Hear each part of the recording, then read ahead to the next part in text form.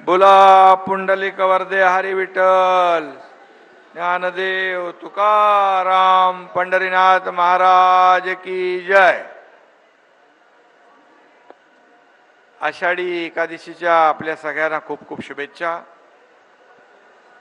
आज उपस्थित सर्व माझे सहकारी मंत्री आहेत, केंद्रीय मंत्री आहेत, आमदार आहेत, खासदार आहेत आणि आपला मानाचे वारकरी बाळू शंकर आहिरे आहेत, आशाबाई आहिरे आहेत, त्यांचेही मनापासून स्वागत करतो।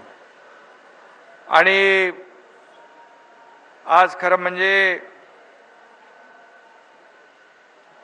माझ्या आयुष्यातला अतिशय आनंदाचा आणि भाग्याचा दिवस आहे, कारण सलग तिसऱ्यांदा आषाढी एकादशी निमित्त पांडुरंगाची आणि रुक्माईची पूजा करण्याचा मान मला मिळाला।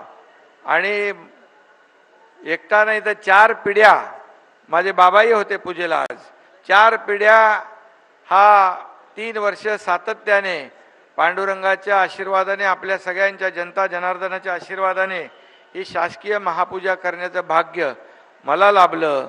त्याबद्दल मी आपल्या स्वतःला भाग्यवान समजतो। ही पांडुरंगाची कृपा आहे, आपल्या सगळ्यांचे आशीर्वाद आहेत आणि त्याचमुळे या सगळ्या गोष्टी शक्य होत आहेत। मी विठ्ठल रखुमाईच्या चरणी कोटी कोटी वंदन करतो। आपल्या सर्व संत माऊलींना मनापासून नमस्कार करतो, वंदन करतो। खरं म्हणजे वारकरी संप्रदायाची भगवी पताका आपण फडकवत ठेवताय, त्याबद्दल देखील आपल्या सगळ्यांना धन्यवाद।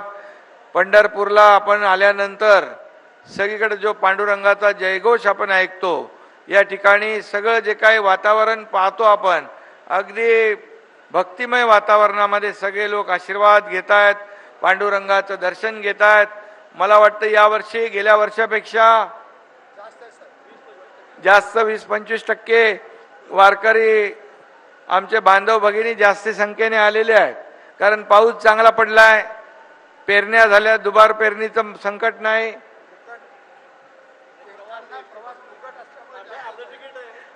एसटीला प्रवास ज्येष्ठांना मोफत, महिलांना अर्ध तिकीट आणि टोल फ्री करून टाकलंय।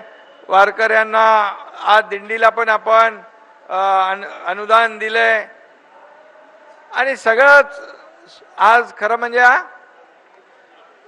मुख्यमंत्री माझी लाडकी बहीण योजना झाली आहे, लाडका भाऊ पण झाला आहे, त्यालाही आपण दर महिन्याला स्टायपंड देतोय। शेतकऱ्यांना देखील 7.5 HP पर्यंत मोटर जे पंप चालवतात त्यांना वीज बिल माफ तेही करून टाकलंय। हे सगळं जे आहे हे शेवटी सरकार तुमचं आहे आणि पांडुरंगाच्या आशीर्वादाने हे सरकार आपला कारभार करते आहे।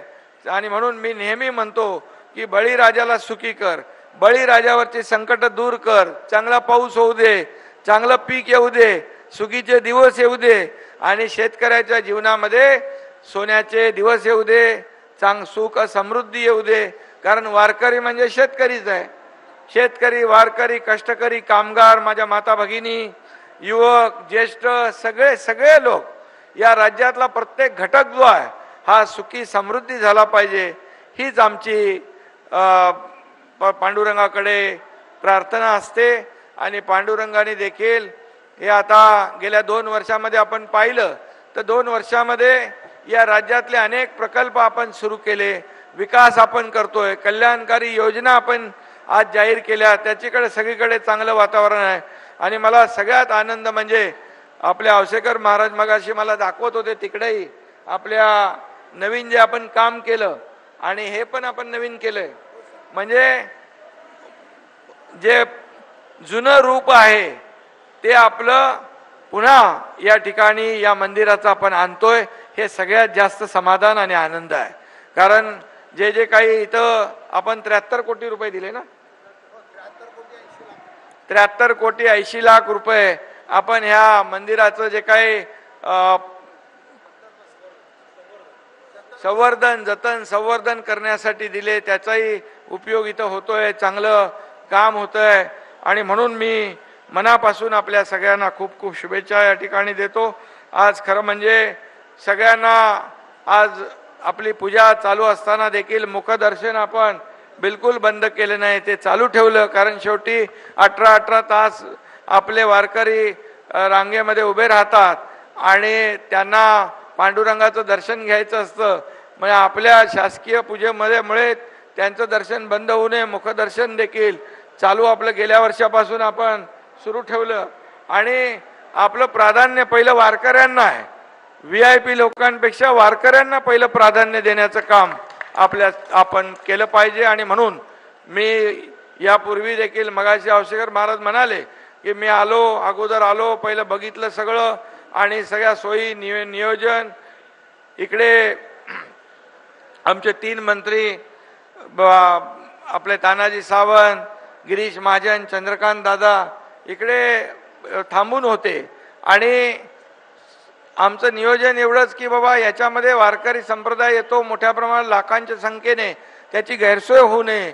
मला थोडंसं पहिल्यापासून सवय आहे, कार्यकर्ता मुख्यमंत्री असलो तरी सुद्धा कार्यकर्ता म्हणून काम करायची सवय आहे. त्यामुळे मी त्या दिवशी देखील आपल्या वारकऱ्यांची गैरसोय होऊ नये म्हणून गाड्यांच्या ताफ्यामुळे मी मोटरसायकलवर बसून गेलो, सगळा परिसर पाहिला. आणि सगळं पाहिल्यानंतर जिल्हाधिकारी आणि आपले सर्व प्रशासन त्यांना ज्या ज्या काही सूचना दिल्या. आज स्वच्छता चांगली आहे ना? स्वच्छता चांगली आहे ना? का मी सांगतोय चांगली आहे म्हणून? स्वच्छता, पिण्याचं पाणी, या ठिकाणी नियोजन, या सगळं जे काय आरोग्य केंद्र, 4 ठिकाणी आरोग्य केंद्र, 8 लाख लोकांनी त्याच्यामध्ये तपासणी केली. 15 लाखापर्यंत त्यांची व्यवस्था त्या ठिकाणी केली आहे. जेवढे आपले वारकरी येतील त्यांची आरोग्याची काळजी देखील आपल्या शासनाने आणि प्रशासनाने घेतलेली आहे. मी जास्त वेळ घेणार नाही, कारण आपल्या सगळ्यांना अनेक लोकांना इथं दर्शन घ्यायचं आहे. त्यामुळे मी एवढंच सांगतो की खऱ्या अर्थाने आज मला आनंद आहे, समाधान आहे की मुख्यमंत्री असताना यामध्ये पांडुरंगाच्या या पंढरपूरमध्ये अनेक कामं करता आली. गेल्या वर्षीपेक्षा आपण निधी पण डबल दिला. कलेक्टर काय बरोबर आहे ना? कलेक्टरना सांगितलं काय कमी पडणार नाही, पांडुरंगानेच दिलेलं आहे, ते त्याच्या सेवेसाठी अर्पण करायचं आहे. त्यामुळे कुठं काही कमी पडणार नाही. आपण मोठा विकास आराखडा करतोय, तोही देखील इथल्या स्थानिक लोकांना विश्वासात घेतल्याशिवाय पुढे जाणार नाही. हे सरकार तुमचं आहे आणि सगळ्यांना कुठल्याही परिस्थितीमध्ये विकास करत. Your Tata Play box is not received.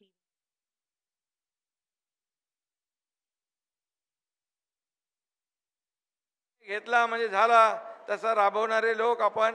आपलं सरकार नाही, आपलं शासन सर्वसामान्यांचं आहे. आणि म्हणून आज या ठिकाणी जे काही तुम्ही मागणी केलेली आहे, आपल्या जसं तिरुपती बालाजीला टोकन पद्धत आहे आणि दर्शन रांगेमध्ये किती तास उभे राहतात लोक? 18, 20 तास उभे राहतात. ते मी स्वतः बघितलं जाऊन. त्यामुळे आता तिरुपती बालाजीच्या धर्तीवर आपल्याला दर्शन मंडप आणि टोकन पद्धत आपण करूया. त्याला लागणारे 103 कोटी रुपये शासन या ठिकाणी तात्काळ देईल. गिरीश महाजन इकडे आमची चर्चा झाली, ग्रामविकासमधून आपण ते करतो. दुसरं जे आपल्याला MTDCचं जे आहे ते एक्सटेन्शन करायचं आहे, तेही आपण एक्सटेन्शन पुढं करू. तेही आपण आपल्याला या ठिकाणी शब्द देतो. बाकी जे काही छोटी मोठी जी कामं आहेत, रस्ते असतील, पाणी आहे, दिवाबत्ती आहे, ड्रेनेज आहे, हे सगळ्या गोष्टी होत राहतील. आणि लाखो वारकरी, खरं म्हणजे पांडुरंग हा आपल्या सर्वसामान्यांचा परमेश्वर आहे आणि म्हणून सरकार देखील सर्वसामान्यांचं आहे. आणि म्हणून यामध्ये कुठेही काही कमी पडणार नाही एवढी खात्री आपल्याला मी देतो. आणि पुन्हा एकदा आज सगळ्यांना आषाढीच्या महापूजेच्या खूप खूप शुभेच्छा देतो. हां, आणि आरोग्यमंत्री आहेत, त्यांच्याबरोबर चर्चा झाली. इकडे लाखो लोक येतात, आपले वारकरी येतात. आज बघितलं आपण की कॅम्प लावलेत, आरोग्य शिबिर लावलेत, ICU देखील टेम्पररी बनवलेत. तिथं पेशंट देखील ॲडमिट होते, त्यांनाही भेटलो मी जाऊन. आणि म्हणून परमनंट इथलं काम झालं पाहिजे पालकमंत्री महोदय दादा. आणि म्हणून 1000 बेडचं हॉस्पिटल देखील पंढरपूरमध्ये करण्याचा आपण निर्णय या ठिकाणी घेऊ. आणि अशा प्रकारचं विकासाचं जे काही काम आहे ते या ठिकाणी आपल्या शासनाच्या माध्यमातून करू एवढी खात्री आपल्याला देतो. तुम्ही प्रचंड जे काही मी रस्त्याने येताना पाहतो एवढं प्रेम वारकरी बांधव भगिनींचं मिळतंय, हे लाभ हे भाग्य माझ्या नशिबात मला मिळालं आहे. त्यामुळे हे आपल्या आशीर्वादाने मिळालेलं आहे आणि त्यामुळे मी आपला ऋणी आहे. आपल्याला पुन्हा एकदा त्यांचं काय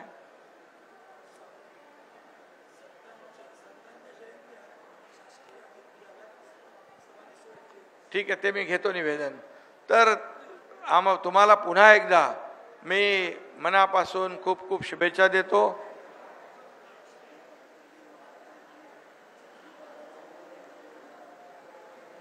विठ्ठलराव सगळं होईल बरोबर. पांडुरंगाच्या आशीर्वादाने सगळं ठीक होईल, काही कमी पडणार नाही. तुम्ही काळजी करू नका. शेवटी एक सरकार कुणाचं आहे? तुमचं आहे. ते तुम्हाला ज्या काही सोयीसुविधा द्यायच्या या पांडुरंगाच्या आशीर्वादाने मिळत राहतील एवढंच शब्द देतो मी आपल्याला. पुन्हा एकदा सगळ्यांना मनापासून खूप खूप शुभेच्छा देतो.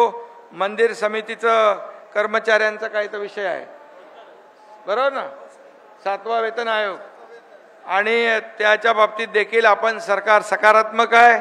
बिलकुल त्यामध्ये काळजी करू नका.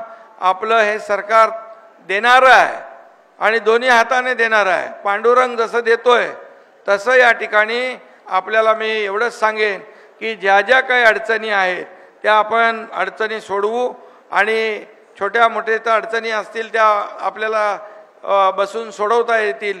पालकमंत्री आहेत, आमचे दोन्ही मंत्री आहेत, हे सातत्याने संपर्कात आहेत. त्यामुळे दर्शन रांगेत देखील खूप लोक उभे आहेत. त्यामुळे मी जास्त वेळ आपला घेत नाही. मी आधीच औसेकर महाराजांना सांगितलं हा कार्यक्रम अतिशय आपण थोडक्यामध्ये आटपूया. पुन्हा एकदा सगळ्यांना खूप खूप शुभेच्छा. असंच प्रेम कायम असू द्या आणि पांडुरंगाचा आशीर्वाद असाच कायम आपल्या सगळ्यांच्यावर राहू द्या अशी अपेक्षा व्यक्त करतो. पांडुरंगाच्या चरणी प्रार्थना करतो. धन्यवाद. जय हिंद, जय महाराष्ट्र.